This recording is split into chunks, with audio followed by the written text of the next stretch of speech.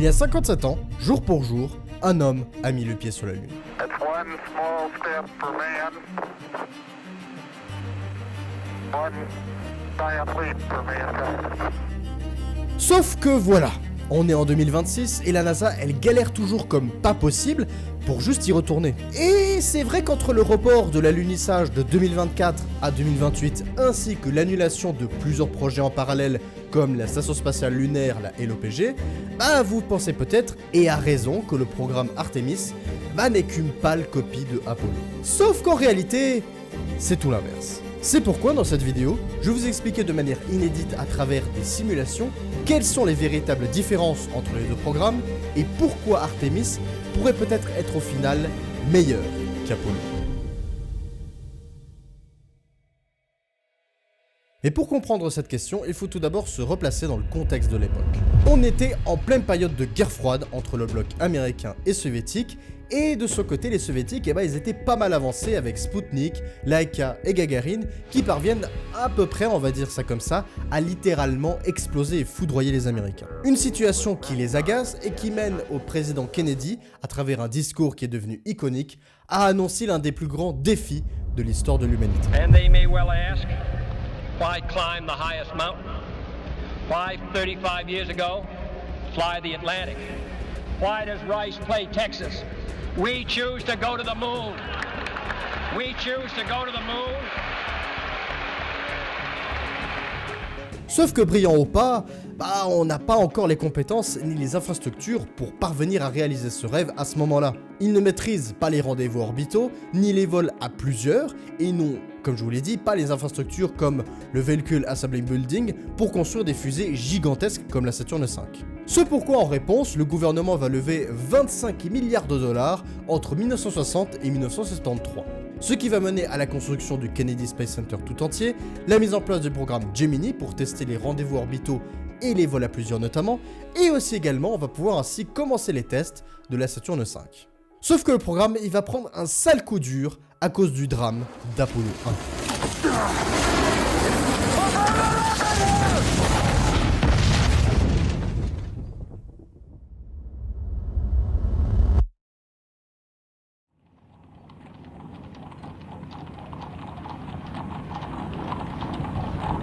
Et cette tragédie va bousculer tout le programme tout entier, notamment sur la sécurité, mais cela n'empêchera pas ces derniers de pouvoir continuer.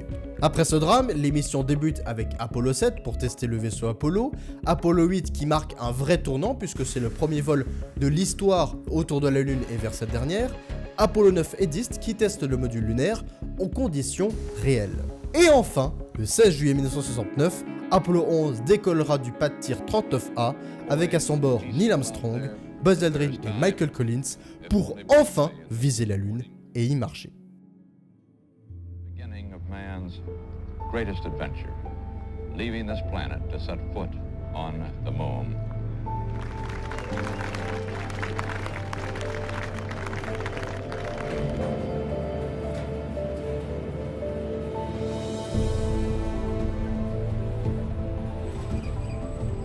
Signifying different difficulties are presented to you. Go with Apollo 11. 30 seconds and counting.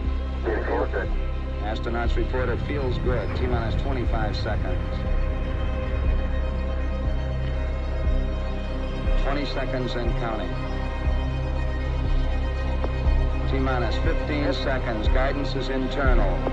12, 11, 10, 9. Ignition sequence starts.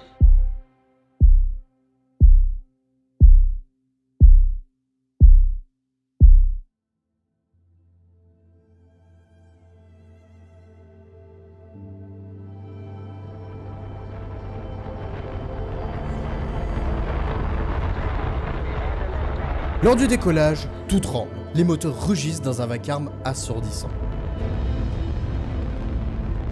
Ces derniers, fonctionnant au kérosène et à l'oxygène liquide, propulsent le tout jusqu'à l'espace. Une fois vidé, le deuxième étage se sépare pour se mettre en orbite le vaisseau et la tour de sauvetage y est larguée également. Ensuite vient l'injection vers les trajectoires de transit vers la Lune, où le moteur J2 propulse le module lunaire et le vaisseau Apollo.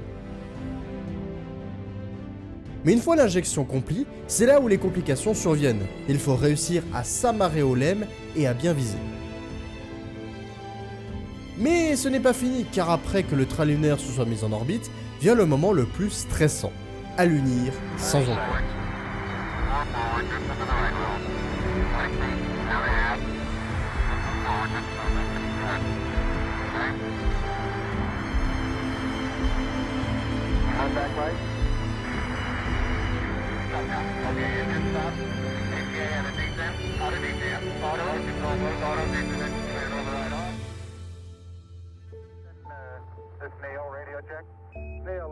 C'est ainsi que le 21 juillet 1969, que toutes les épreuves qui ont rendu le voyage difficile ont su être dépassées par la détermination et l'envie d'explorer pour enfin marcher sur la Lune.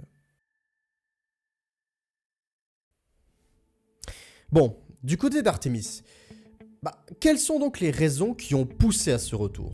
Alors je vous rassure, c'est pas du tout la même chose, mais vous allez voir.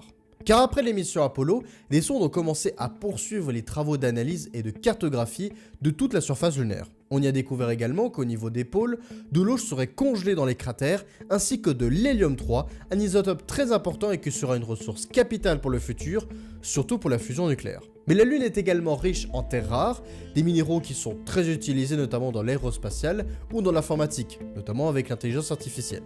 Et c'est pour cette raison qu'une guerre froide existe entre la Chine et les États-Unis, parce qu'ils veulent contrôler la Lune pour sauvegarder leur économie pour une éventuelle pénurie de ces ressources. Et pour y parvenir, les deux s'implanteront sur la Lune avec leur base lunaire qui leur permettra d'accomplir ces objectifs-là, mais aussi également de pouvoir bénéficier de la faible gravité de la Lune pour, pourquoi pas dans un deuxième temps, décoller plus facilement pour pouvoir voyager vers Mars. Sauf que les différences, elles peuvent aussi également être dans le mauvais sens, et notamment pour les États-Unis, qui de leur côté, paradoxalement, donne moins d'importance à la Lune et à ces raisons-là par rapport aux Chinois qui eux investissent beaucoup plus.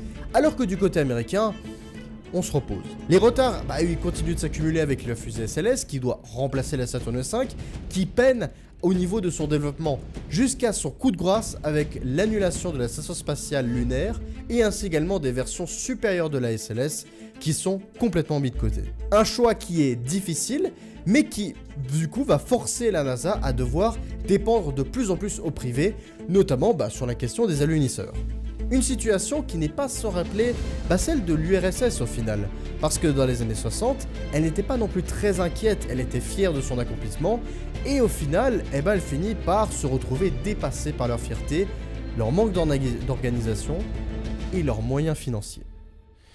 So today, April 1st, 2026, 6:35 p.m., NASA's Space Launch System rocket lifted off the pad with 8.8 million pounds of thrust, carrying the Orion spacecraft and the Artemis II crew out to Earth orbit and beginning America's grand return to the moon. Sauf que depuis 2026, on a eu le droit à pas mal de changements de plan qui ont pas mal porté ses fruits, et ce depuis Artemis 2. Mais d'abord, avec Artemis 1, ils ont déjà réussi en 2022, avec un vol similaire à Apollo 4, à un test de la fusée en général. Vient ensuite Artemis 2 en 2026, similaire à Apollo 8, avec un vol circulunaire autour de la Lune, ce qui est plutôt impressionnant. Et on attend également pour 2027 et 2028 avec Artemis 3 et 4, pour un test en grandeur nature de l'alunisseur en orbite basse terrestre, avec l'alunissage en 2028 avec Artemis 4. Ce qui est plutôt similaire à ce qu'on a eu avec notamment Apollo 9 et 10, et au final avec Apollo 11. Et donc vous voyez, avec même toutes ces complications, en plus, la NASA elle doit arriver à faire mieux avec moins de budget et tout autant dealer, et notamment sur la partie technique, et ça on le verra plus tard, notamment sur la base lunaire. Mais ça on y reviendra. Booster ignition and lift off. The crew of Artemis II now bound for the moon.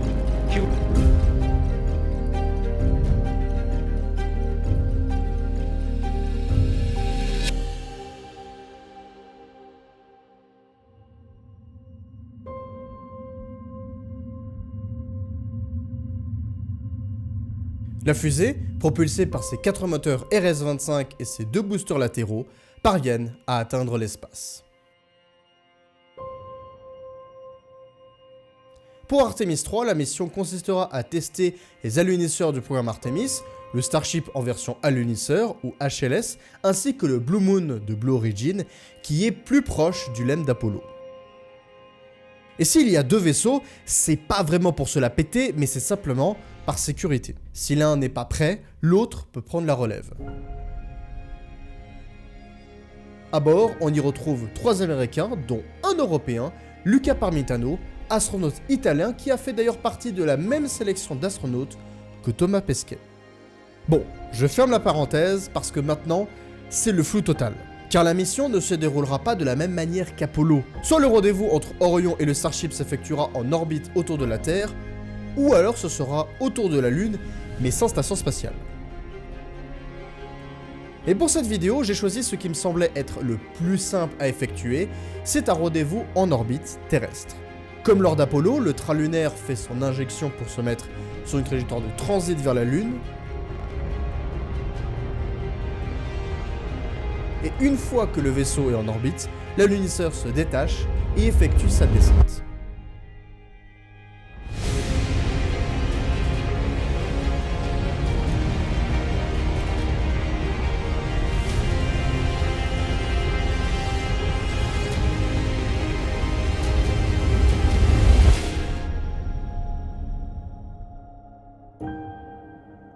Et si au final c'est le Starship qui est sélectionné, dans ce cas ça sera du coup l'un des plus grands alunisseurs qui n'ait jamais été construit par l'homme. Mais dans tous les cas, grâce à sa capacité d'emport, il sera de toute façon utilisé pour permettre la construction de la base lunaire et ainsi d'implanter la première véritable colonie sur la Lune, qui dans un futur plus ou moins proche permettra le voyage vers Mars, mais ça sera pour une prochaine fois.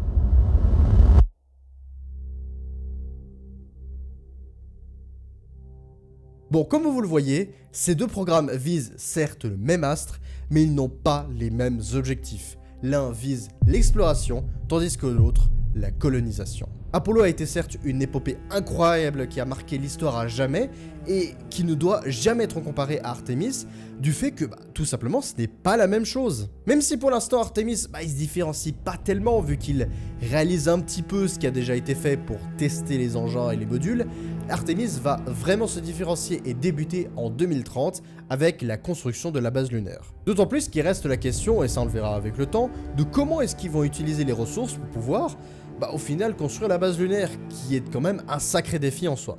Et du côté américain, ils ont fini par trouver leur solution, c'est tout simplement de faire du recyclage. Parce que tout simplement, ils vont utiliser les éléments et les technologies de la station spatiale lunaire qui était censée être construite pour au final l'implanter dans la base lunaire.